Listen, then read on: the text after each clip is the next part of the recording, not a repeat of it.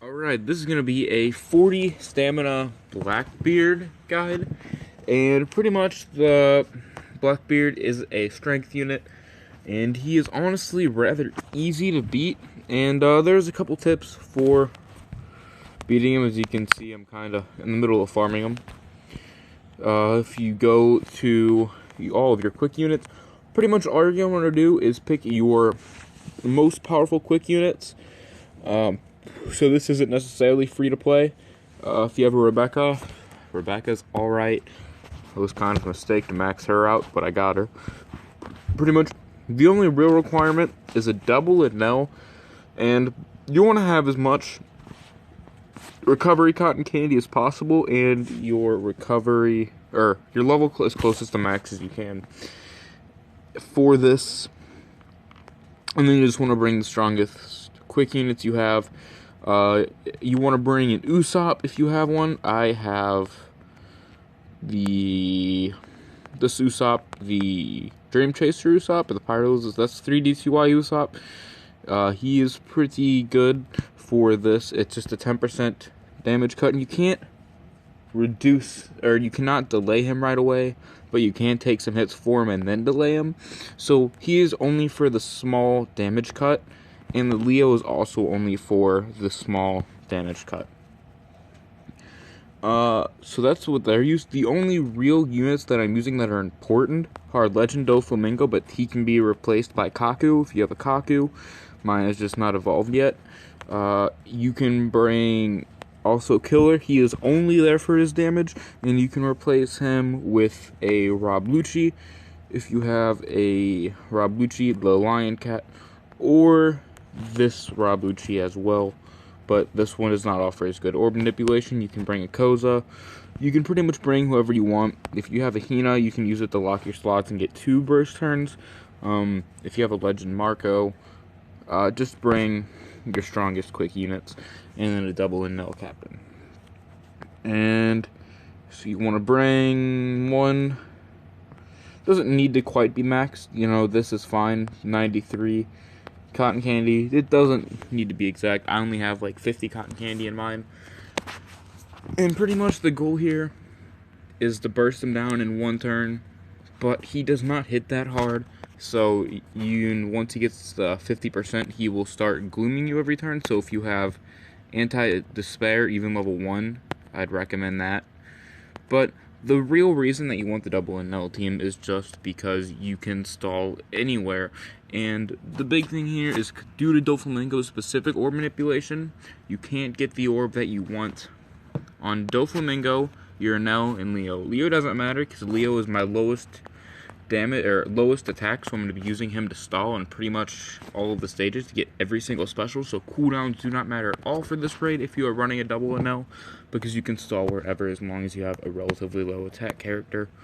But both of mine are quick. Honestly, it would probably be better to bring, say, a Mihawk as opposed to Usopp, because they are not useful anyway, and you could stall better, because Mihawk, not boosted, would have a lower attack than even Leo. So on second thought, that would probably be better to bring, and it would make your burst turn just a little bit easier. And we are going to kill him next turn, which is fine, and we are already at full health, and we're pretty much just going to stall there.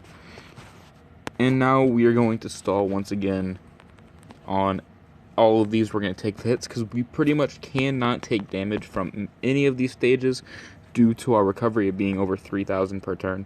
That's right around where you want to have it, over 3,000 per turn. But once again, nothing really hits that hard. The enemy I took damage from hits like 7750 every 5 turns. And then there's another enemy that we are going to stall on that does like 7740 every 4 turns. And you can have 2,000 heal per turn and you will be just fine. And obviously you do want to have over that threshold of health, and you'll pretty much be fine. So overall, this is pretty easy. You just want to stall on everything to get all of your specials.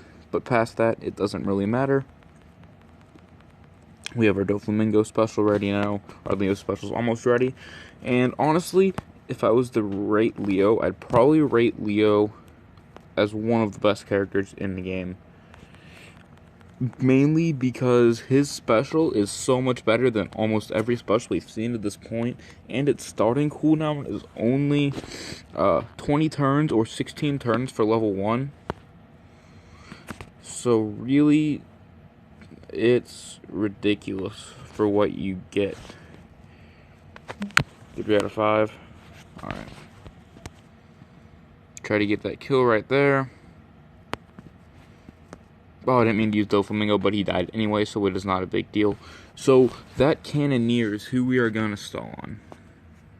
That is very important. We could use our 1000 Sunny special here. So, we'll do this. There we go. Kill that one. We're going to take 2 hits. We are still above the threshold as long as we kill both of them, which we will.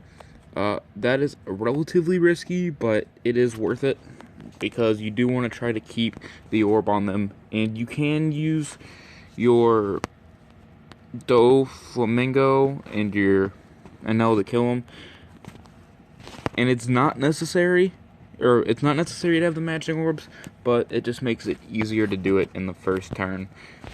And the reason I do like this team is both of them have small health cuts. One's 20%, the other one's 10%.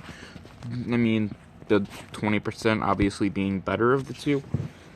But the 20% also gives you another burst turn. So, honestly, I would replace Usopp with Mihawk, now that I'm thinking about it. It just gives you more time to burst him down. It's really the whole thing. Because Leo's special, it's a 20-turn special for Stage 2. It will lock all of your slots. It will lock your slots, delay all enemies by 1 turn, and reduce enemy HP by 20%. And the 16-turn version is 40%. So here's what we're going to do. We have all of our specials now. Our orbs don't matter past Enel and Doflamingo. So, and also our health does not matter either. So we'll bind one of our bottom 2 units, which is our Usopp.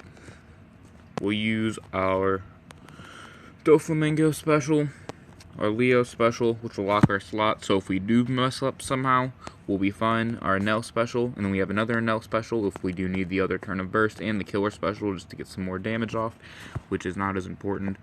And then you just hit your perfects. And then he should go down relatively easily. Oh, it's great, but it still doesn't matter. And we had another turn of burst anyway. And also you have a chance to heal up anyway as well. So overall, it's a relatively easy fight. If you wouldn't have used your killer special, you would have been able to take a hit as long as he was above 20%, I believe. And then you'll start attacking every turn. So we did get another Elder Seahorse, which is cool. So yeah, that's all you have to do for 40 stamina Blackbeard. And Blackbeard is a really unique special, but he is a very good character. It's 10 times the amount of damage taken in the previous turn in non-type damage to all enemies.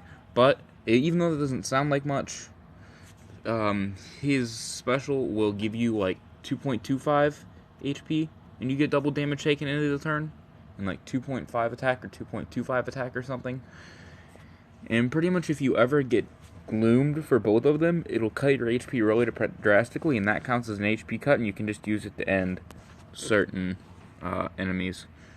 So it's a pretty neat special, in my opinion. And then we will use this to power up,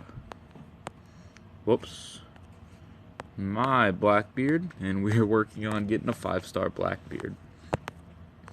So that is what I'm working on. We got some of those.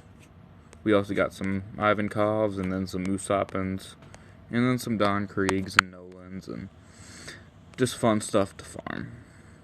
And some Burgesses as well.